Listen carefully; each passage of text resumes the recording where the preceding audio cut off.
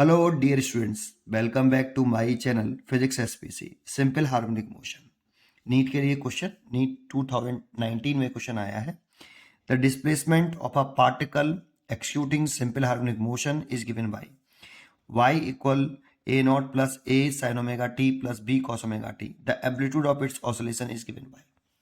देखो इसमें 3 या 4 कंसेप्ट है। पहला कंसेप्ट, ये एक एसएचएम है, ये दूसरा एसएचएम है और इन दोनों के सुपरपोजिशन से या कॉम्बिनेशन से एक नया एसएचएम बना है। ये एक कांस्टेंट टर्म है। देखो सबसे पहले अगर यहाँ कोई कांस्टेंट टर्म हो तो उसका क्या कंसेप्ट है वो बताऊंगा। फिर दो एसएचएम के कॉम्बिनेशन से एम्पलीट्यूड कैसे फाइंड आउट करते हैं उसकी शॉर्ट ट्रिक बताएंगे। शॉर्ट ट्रिक में कर सकते हैं इसको, और बने रहिए, देखते हैं कैसे करते हैं। सबसे पहले इस कांस्टेंट टर्म को हियर आप यहाँ ए नॉट है इसको इधर ले आओ, y minus a naught a sine omega T plus b cos omega t. देखो ये एसएचएम का एक फंक्शन है, ये भी एक एसएचएम है। एसएचएम की जो स्टैंडर्ड इक्वेशंस होती हैं x equal to A sine omega T plus five b cos omega T plus five, तो ये तो एसएचएम की इक्वेशन है। दो एसएचएम है लेकिन ये एसएचएम नहीं है, तो आप इसको जो कांस्टेंट टर्म है इसको इस साइड में लेके आइए। अब इसका क्या मतलब है, इसको आप y मान लो, capital Y is equal to, मतलब बताता हूं, बस थोड़ा सा सब्र रखिए, sine omega T plus b cos omega t. इसमें दो चार चीजें सीखनी वो मिलेंगी आपको अच्छी तरीके से, कॉन्सेंट्रेट करिए। y इक्वल टू इतना। अब देखो जानते हो ये अगर ये इक्वेशन बन गई एसएचएम की आपकी, ये वाली आप लिख सकते हो कि ये इक्वेशन जो है this is equation of SHM, this is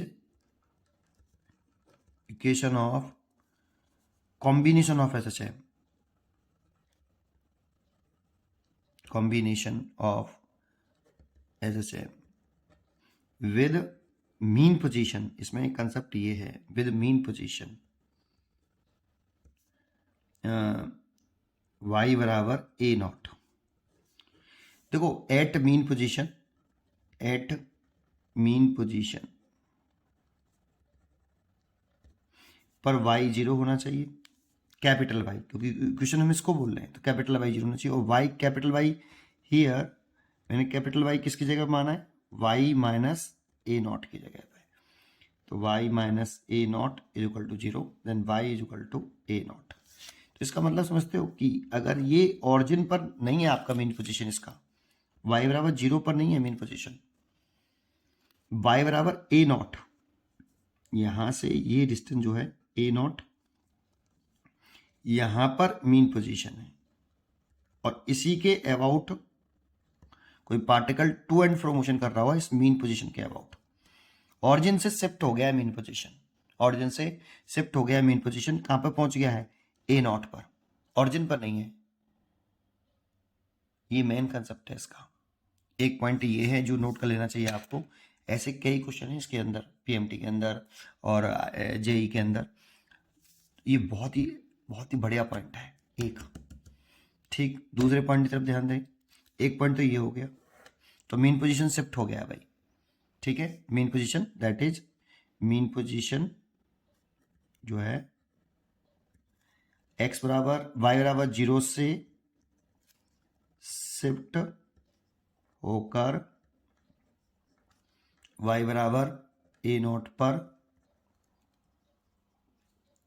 पहुंच गया है, पहुंच गया है। ये वाला एक पॉइंट आप नोट कर लें अपनी लैंग्वेज में। एक पॉइंट तो ये हो गया। अब देख दूसरे कंसेप्ट की तरफ आए। अब ऐसा नहीं कि आंसर खत्म हो गया, अब इसमें ये दो एसएचएम है हमारे पास, और जब दो एसएचएम हो तो हम उसका एम्पलीट्यूड कैसे निकालें और इसकी इक्वेशन ही कैसे निकालें, पूरी इक्वेशन निकाल सकते हैं। इक्वेशन ऑफ एसएचएम कैसे निकालें सिंगल सुपरपोजिशन करने के बाद। तो जरा देखो, सबसे पहले एक कंसेप्ट, यहाँ दोनों फंक्शन ट्रिग्नोमेट्री फंक्शन सेम होने चाहिए, दोनों साइन होने चाहिए, दोनों साइन ही होने चाहिए, कॉस नहीं। ऐसा नहीं कि एक कॉस में दोनों कॉस में हो, ऐसा नहीं। दोनों की दोनों ट्रिक्स लगा रहे हैं। जो ट्रिक है ये शॉर्टकट ट्रिक है ये आपकी, और जो मैं बताऊंगा अभी आपको। दोनों फंक्शन ट्रिग्नोमेट्री फंक्शन होना चाहिए साइन, ओमेगा टी दोनों में प्लस होना चाहिए, और यहाँ दोनों का साइन पॉजिटिव पॉजिटिव होना चाहिए, यहाँ पे भी पॉजिटिव साइन और यहाँ पे भी पॉजिटिव साइन। 3 पॉइंट है। एक, ट्रिग्नोमेट्री फंक्शन दोनों सेम होनी चाहिए। दूसरा, दोनों ट्रिग्नोमेट्री फंक्शन साइन के ही होनी चाहिए, कॉस है तो चेंज कर लेंगे उसको साइन में अभी। और तीसरा, यहाँ साइन जो है प्लस होना चाहिए। ये 3 पॉइंट ध्यान रखने हैं। तो करिए पहले, तो इसे कन्वर्ट करिए पहले अच्छे इक्वेशन में। y is equal to A sine omega T plus B sine, क्या लिखे, omega T plus 90, that means pi by 2। देखो sine 90 plus theta second quadrant में, और साइन 90 माइनस के प्लस थीटा सेकेंड क्वाड्रेंट में साइन पॉजिटिव होता है, और कॉस ओमेगा टी लिख सकते हैं। देखो अब ये दोनों साइन के फंक्शन में आ गए। अब इसमें ट्रिक क्या है, इसमें एक को हम, इसका एम्पलीट्यूड A1 है, A है, और इसका एम्पलीट्यूड B है। तो जिसका फेज छोटा है उसे हमें A1 मानते हैं। जिसका भी फेज छोटा हो, ऐसा नहीं कि ये पहले लिखा है तो ये A1 है ना, A1 वो है जिसका फेज छोटा है। तो फेज चेक करो, इसका फेज ओमेगा टी और इसका phase omega T plus pi by 2 है। सबसे इंपॉर्टेंट A1 कौन सा है, जिसका फेज छोटा है। तो फेज छोटा किसका है, इसका, तो इसलिए ये A1 है। और A2 कौन सा है, जिसका फेज बड़ा है, वो B है। अब सबसे पहले डायग्राम बनाइए इसका, इसे वेक्टोरियल ऐड करते हैं। ये आपका A1 है अच्छा, और इन दोनों के बीच में एंगल कितना है, A1 और A2 के बीच में, जितना इन दोनों के वेव के बीच में फेज डिफरेंस है, जितना इन दोनों वेव के बीच में फेज में डिफरेंस होगा उतना एंगल दिखाएंगे हम A1 और A2 के बिटवीन। तो A1 A2 के बिटवीन कितना फेज डिफरेंस है भाई, आपका पाई बाई 2 का, 90 का। तो देखो ये आपका A2 है B, और ये फेज डिफरेंस जो है पाई बाई 2 है, ऐसे पाई बाई 2। अब इसका रिजल्टेंट निकाल लीजिए, वेक्टोरियल ऐड करेंगे, ये इसका नेट एम्पलीट्यूड हो जाएगा बेटा, ए नेट, ऐसे। तो हम इसकी जो इक्वेशन लिखेंगे, y is equal to A net sine, यहाँ ब्रैकेट में, जानते हो यहां जिसका फेज छोटा है, स्मॉल फेज लिखेंगे इस जगह पर, मतलब phase of A1, phase of A1। अब A1 किसको लेट करते हैं, जिसका फेज छोटा हो, फेज स्मॉल हो, उसको लेट करते हैं हमेशा A1। ये ध्यान रखने वाला पॉइंट है। और उसी A1 से कितना फेज डिफरेंस है, A1 A2 के बीच में कितना एंगल है, बीच में बिटवीन एंगल कितना है, वो दोनों के फेज डिफरेंस के बराबर होगा। इसका ओमेगा टी है, इसका omega T plus pi by 2 है, तो जो फेज डिफरेंस है वो पाई बाई 2 का, इसलिए पाई बाई 2 रखा।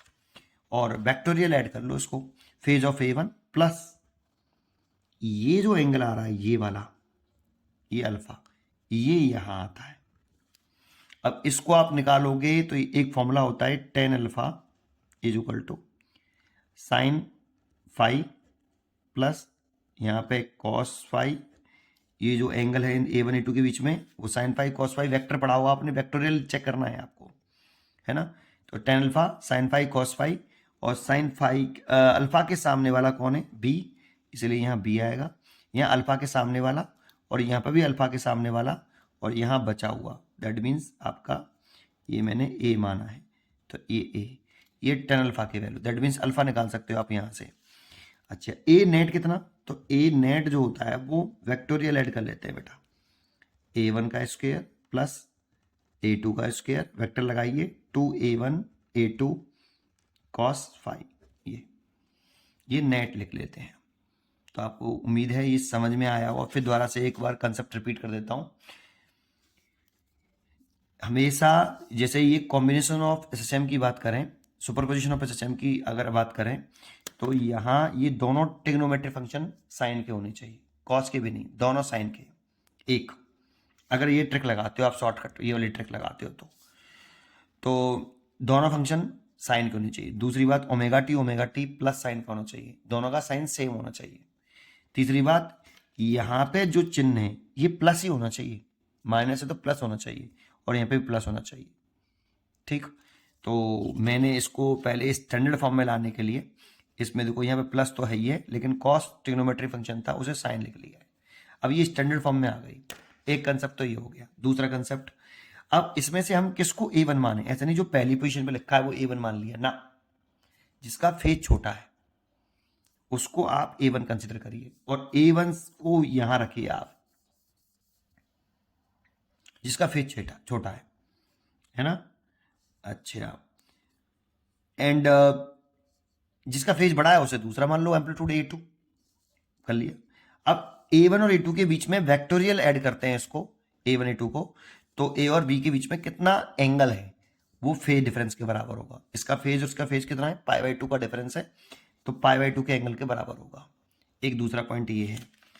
और y नेट, y लिखना चाहें तो इसकी स्टैंडर्ड फॉर्म कन्वर्ट हो गई A नेट साइन, यहां पे किसका फेज आएगा, ऐसा नहीं कि कोई सा भी फेज लिख दो, जिसका फेज छोटा है। और छोटा फेज हमने किसका माना है, जिसका एम्पलीट्यूड A1 है, तो यहाँ पे फेज ऑफ A1 आएगा प्लस अल्फा। अल्फा किसके बीच में आएगा, जो नेट है और A1 के बीच में एंगल, नेट और A1 के बीच में एंगल अल्फा होगा। ये आप यहाँ ले सकते हो, यहाँ से निकाल सकते हो। वेक्टर आना चाहिए, देखो वेक्टर वाला कंसेप्ट लगाया है यहाँ पे मैंने। ये डायरेक्शन होती है नेट की और ये मैग्नीट्यूड होता है। अब कर लो सॉल्व। तो रूट के अंदर A1 की वैल्यू A है और इसकी वैल्यू B है, और प्लस ये 2AB cos 90 डिग्री, और cos 90 की वैल्यू 0, इसीलिए रूट के अंदर A² प्लस B²। तो A जो नेट आया वो रूट के अंदर A² प्लस B² आया। तो इसमें दो कंसेप्ट थे आपके बेटा, ये इसलिए इसकी जो चॉइस होगी वो B choice is correct choice, B is a correct choice. पढ़ते रहिए और खुश रहिए। Thank you.